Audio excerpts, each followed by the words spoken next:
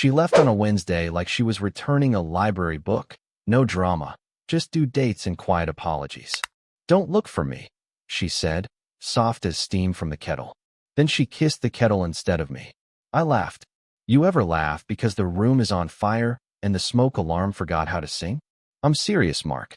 I believe you. I didn't. That's the first lie. She set a white envelope on the counter. My name, her handwriting, those fast little hooks, the way she always ran out of breath halfway through a word. The D on appeared was missing in the subject line, like even her letters were already halfway gone. My wife decided to leave and asked me not to look for her. I accepted her decision until she appeared. I stared at that last syllable like it owed me money. This is where I should have asked why. I tell you, because I like to give you the map I didn't follow.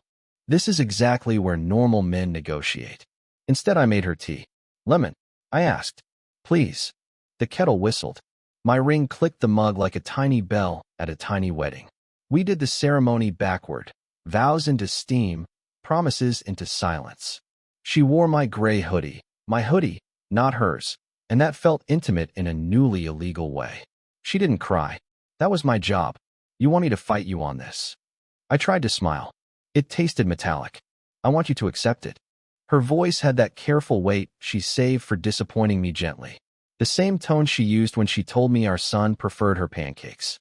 "I need you to let me go and not chase. Not online, not through friends, not with questions." "Okay," I said. That was the second lie, but it stuck to my teeth and turned into truth as it hardened. "You ever make a promise because you're scared you'll break it?" She took her mug to the sink, ran water, rinsed away the lemon, left the subtle smell of rind and something like static. She set her house key on the counter, a small metallic moon. Then she took my hoodie off, slow, no show, and folded it on the chair. "I'm leaving the car," she said. "You'll need it for appointments." "What appointments?" She blinked twice. Liars always blink twice. "Work stuff." "You're the one leaving," I said. "Shouldn't you take the car?" "I'll manage." She kissed my cheek. Not mouth. The cheek is a polite address. The mouth is a claim. "Goodbye, Mark." When the door clicked, the house inhaled. You never notice how loud refrigerators are until you realize you're the only person left there trying to impress. I didn't open the envelope. Not then. Instead, I stood in the doorway with her absence hitting me like winter at the threshold. You know that bruised quiet right after a thunderclap? That. I looked for some dramatic sign. A toppled picture frame, a stray earring, a miracle. The living room was an alibi. Everything was where it always was. I opened the envelope after the kettle went cold again. The letter smelled like our detergent, that fake, fresh rain, scent I used to think was romantic, and she said smelled like a hotel pretending to be the sky. "Mark." It began like we'd just started dating and had to label the conversation so we didn't misfile it. "I'm sorry. This is not about you, but it will feel like it is. Please don't look for me. I'll be safe. I'll be happier. You deserve the same." No details. No address. A PS with my name again. "PS. Please don't call my parents either. They won't know." That line wore lipstick. It kissed my suspicion right on the mouth. I called anyway. Her mother answered on the second ring, bright and breathless. "Mark, everything okay?" She left. Static. A tiny throat clear. "Left where?" "You tell me," I said. "Mark, sweetie," I blink. "We'll pray." "Don't," I snapped. "Just tell me if she's there." "She isn't." Third lie of the afternoon. I didn't call her father. He weaponizes silence. You've met those men. They collect quiet like coins. I know what you're thinking. You checked the phone records, right? The credit card. The location sharing you pretended to forget existed. I stood at the kitchen window and watched the neighbors' wind chimes tangle and untangle themselves like they were working through a complicated marriage. Then I opened my laptop. I got as far as Find My and stopped. Something about the way she asked, "Please don't look," felt like a dare dressed as mercy. And I am a petty man who learns slow. But I'm also a man she trusted to break, carefully. So I shut the laptop. I took her photo off my lock screen. I deleted the shared tab like I was amputating a WhatsApp thread. And then, this is the part that surprises people, I kept my promise. For 7 days, then 15, then 30. I went to work. I ate the leftovers she'd labeled like a museum wall. I told people we were taking space because separation is a word with elbows. I slept on her side of the bed like a dog who wasn't supposed to, nose in the dent where her shoulder lived. Our son texted from college, a masterpiece of minimalism. You good? Yep, I typed. Eat a vegetable. He sent a broccoli emoji and the little skull. Comedy is inherited. So is leaving. My parents came by with a casserole large enough to feed our block during a power outage. My mother's mouth did the tightrope walk between pity and a smirk she didn't mean. My father patted my shoulder like he was burping me. You know, he said quietly in the doorway, the smell of casserole fat and aluminum foil clean in my nose. Your mother thought your wedding was rushed. Thanks, Dad. He nodded like he'd solved love. You'll be fine. I am, I said, while not being. 2 months. The house learned my footsteps and stopped expecting hers. I stopped flinching at perfume commercials. I bought new sheets because the old ones felt like a lie I slept inside. I even made peace with the lemon scent. Peace is just surrender with polite lighting. I told no one this part. I started waking up at 2:13 a.m. every night, like my body had bookmarked a page it couldn't stop reading. At 2:13, I would walk to the kitchen, touch the counter where the envelope had sat, and stand there until the refrigerator did its little hum. Sometimes I whispered, okay, like I was answering a question I hadn't heard. The day it happened, I'd just come back from the grocery store. You could make a personality test out of a man's cart. Mine was coffee, deli turkey, a red bell pepper that looked like a bruised heart, and a bag of lemons I didn't need. Habit is religion when you're scared of new gods. I unlocked the door with my key. Hers was still on the counter where the moon set, and nudged it with my hip because my hands were full. The house had that afternoon hush that makes you think every shadow is confessing something. I set the bags down. A lemon rolled and stopped against the chair leg. I heard a soft thud down the hall. Hello. My own voice sounded like a neighbor I didn't trust. Silence. Then another sound. A zipper. I know. Your chest just went tight, right? That's how mine felt, like a belt pulled one notch too far. This is where I should have called someone. Or left. This is where sane people do the same thing. I walked down the hall. Our bedroom door was half shut, the light off, the air cool with that faint fabric softener ghost. I pushed the door open with one finger like the other 9 were innocent. The curtains breathed, and there she was. Not a memory, not a dream, not a woman who looked like my wife. Hair shorter, eyes darker, that scar by her eyebrow still shaped like a comma. Wearing my gray hoodie again. Holding a small suitcase like she'd borrowed time and was returning it.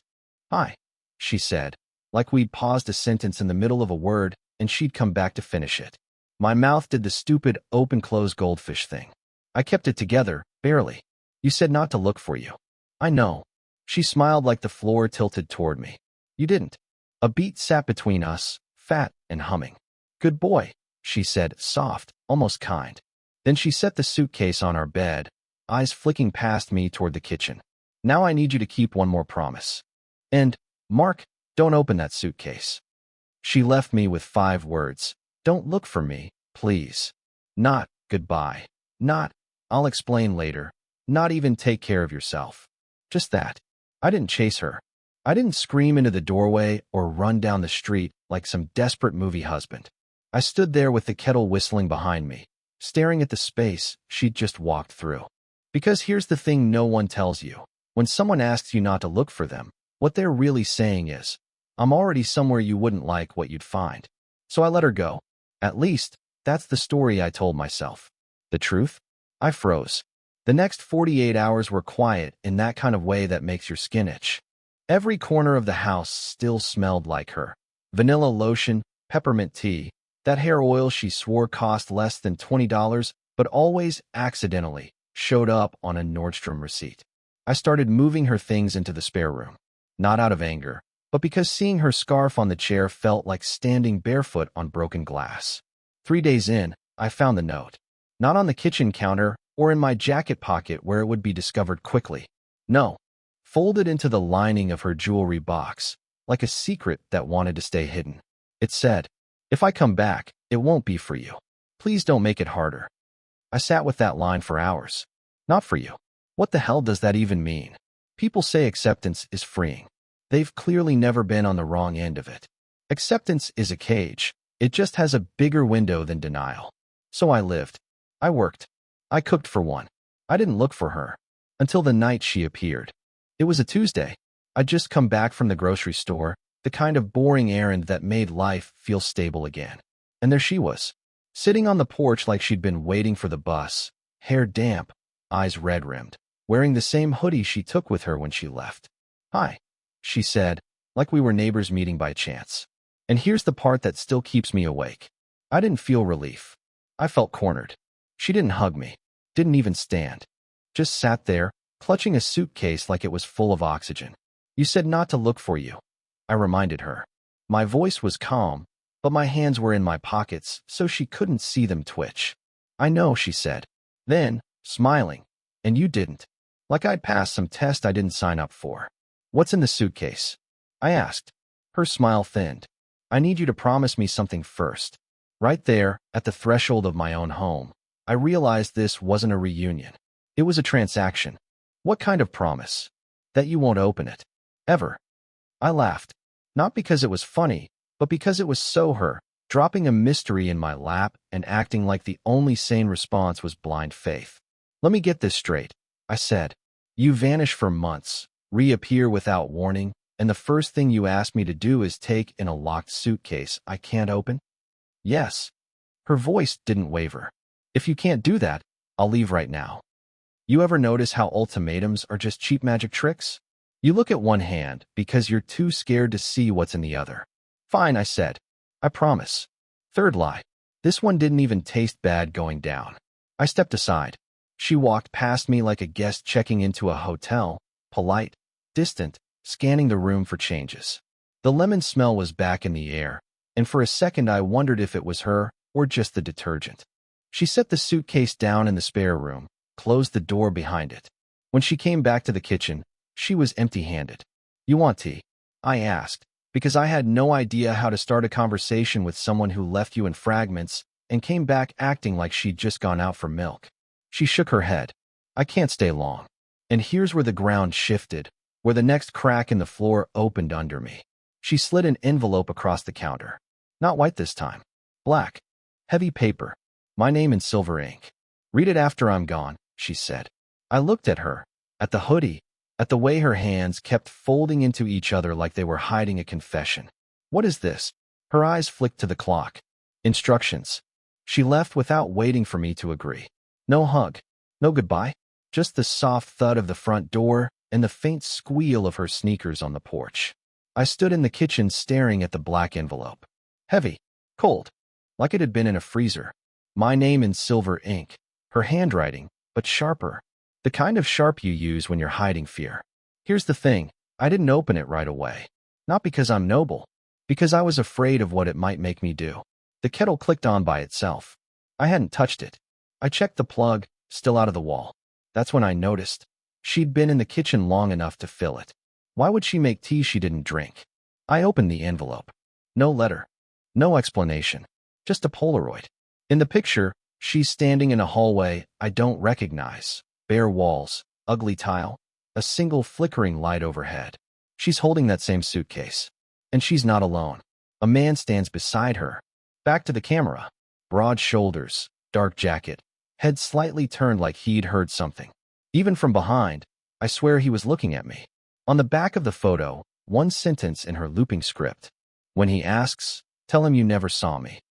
I sat there with that Polaroid burning in my hand, trying to think of which part to panic about first, the fact that she had someone with her, the warning, or the unshakable feeling that whoever he was, I was already late in answering. And then, from the spare room, the suitcase clicked. Not fell, not shifted. Clicked. Like someone, or something, inside had just unlocked it from the other side. The click was soft, but it carried through the house like it was meant for me. I stood in the hallway staring at the spare room door, hand on the frame, heart doing that double beat thing it does right before a car crash. Here's the rational thing, call someone. Here's what I did. Turn the knob and push the door open. The room smelled faintly of her shampoo, but underneath it, something else. Like damp metal. The suitcase sat in the middle of the floor. Gray. Scuffed. Zipper tabs perfectly lined up at the top. Except now they were pointing toward me. I knelt down. Okay, I said out loud, as if warning the air. Let's see what you've got. The zipper gave way without resistance. I pulled it open. Empty. At least, at first glance. Just a flat, black fabric lining. Then I noticed the lining wasn't sewn in. A neat rectangle of Velcro at each corner. I peeled it back. Underneath was a second compartment. Thinner, sealed with another zipper. Inside, a phone. Old, brick style, no brand. A folded map of the city with 2 streets circled in red. And a key. Small, brass, teeth filed down on one side. No clothes. No toiletries. Nothing that suggested she was traveling. This wasn't luggage. It was a delivery. The phone buzzed in my hand. No caller ID. I answered anyway. A man's voice. Low. Precise. No accent I could place. She told you not to open it. I didn't speak. You've seen the picture? My throat tightened. Who are you? He ignored the question.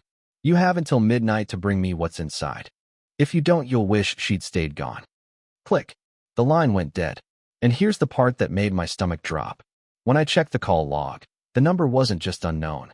It read 013 AMM. Incoming. Your number.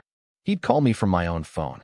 I stared at that map on the kitchen table for a long time, tracing the 2 red circles with my fingertip. First one was maybe 15 blocks from my house. Not a neighborhood I knew well, industrial stretch, warehouses, a few dive bars that didn't bother with signs. Second circle was across town, near the river. No labels, no notes. Just red loops, thick enough to bleed through the paper. Midnight deadline.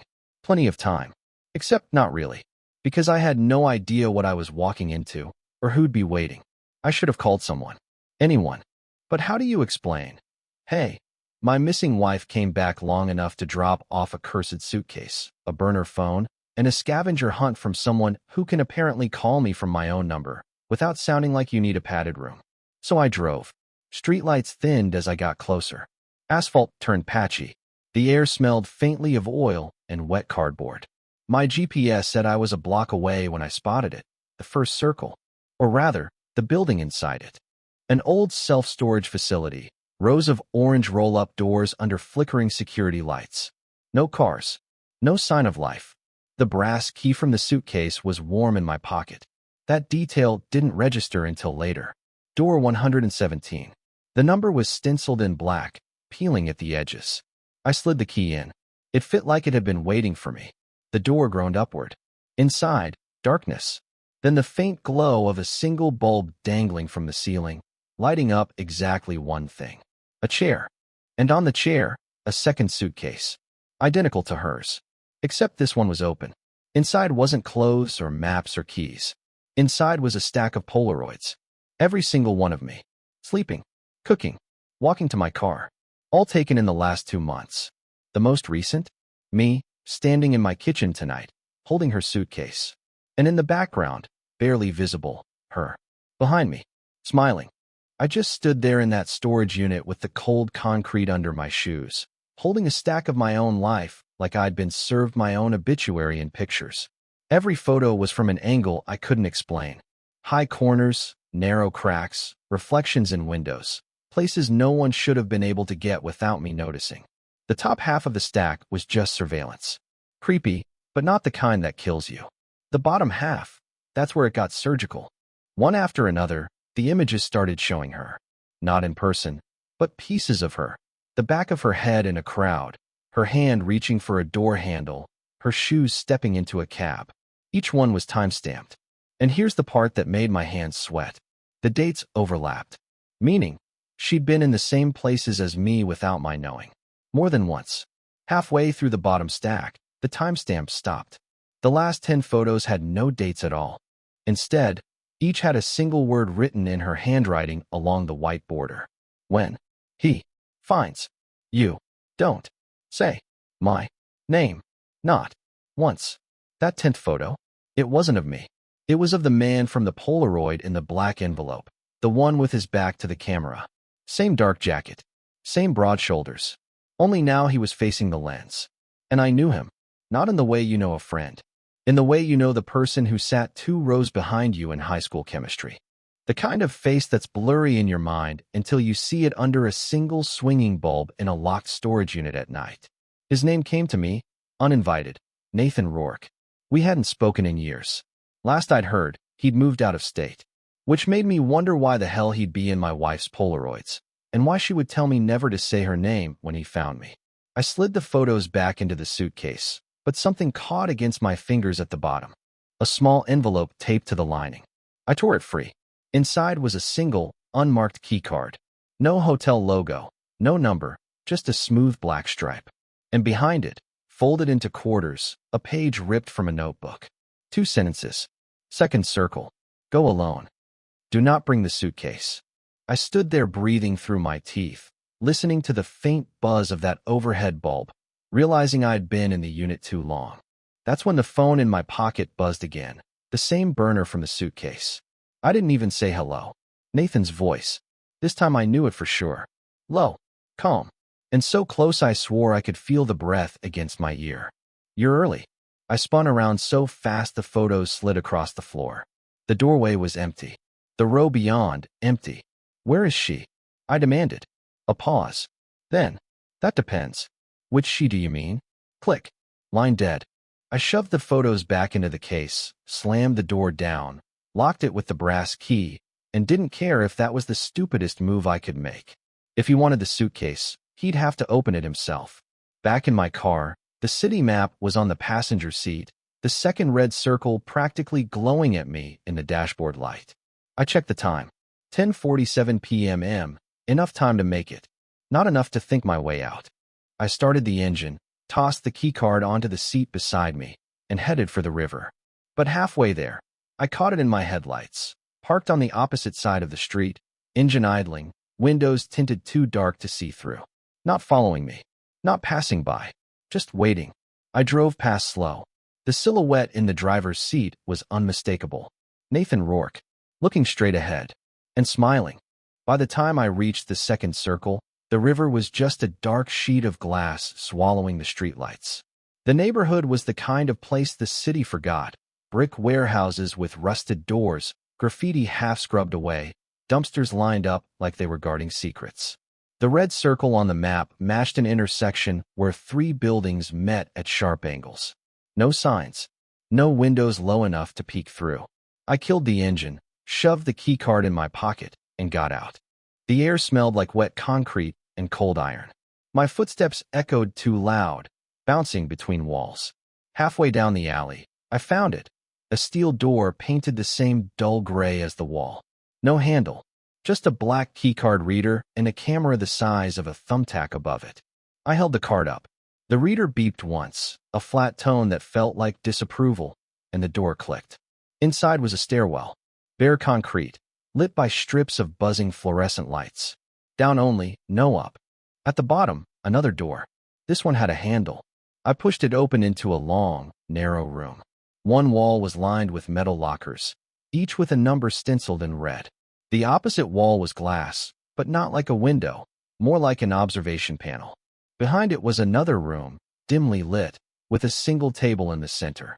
And she was sitting at it. Not my wife. The other her. I'd never seen her before, but the resemblance was wrong.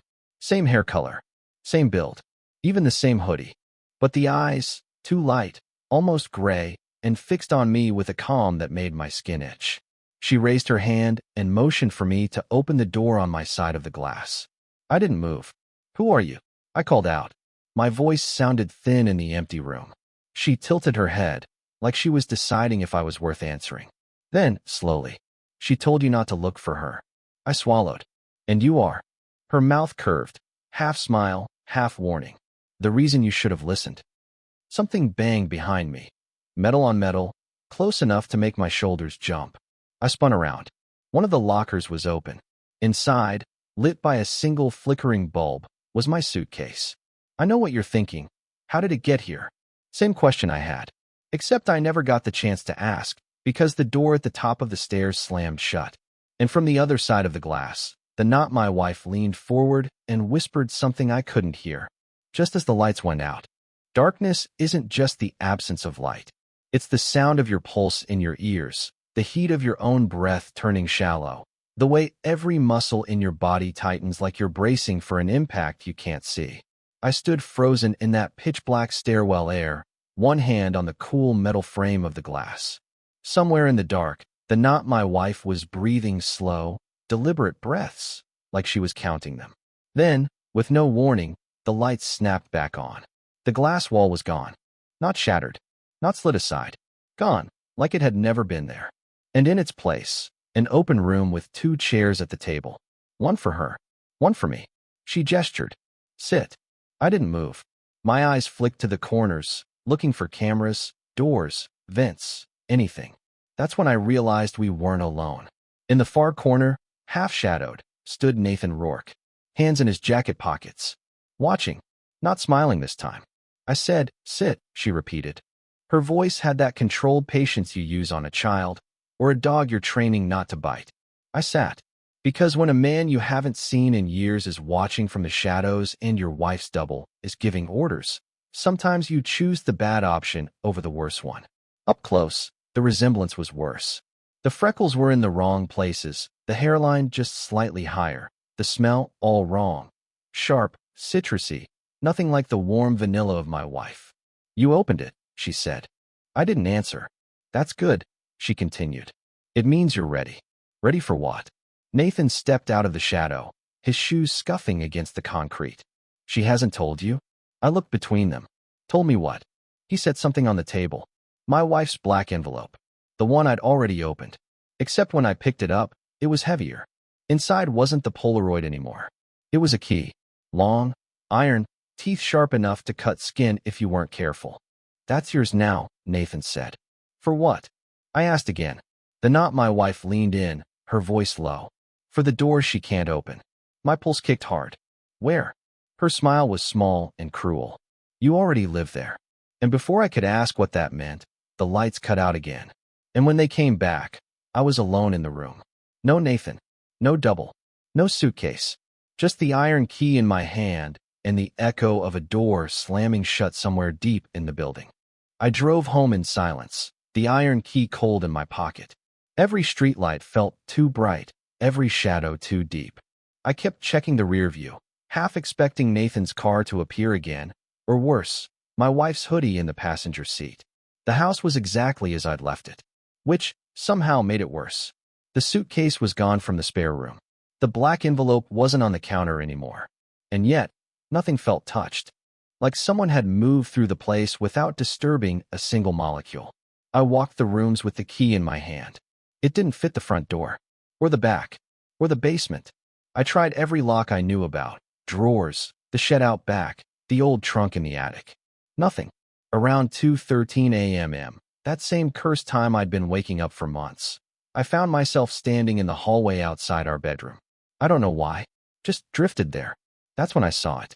At the far end of the hall, between the linen closet and the guest bath, was a seam in the wall I'd never noticed before. Faint, but there.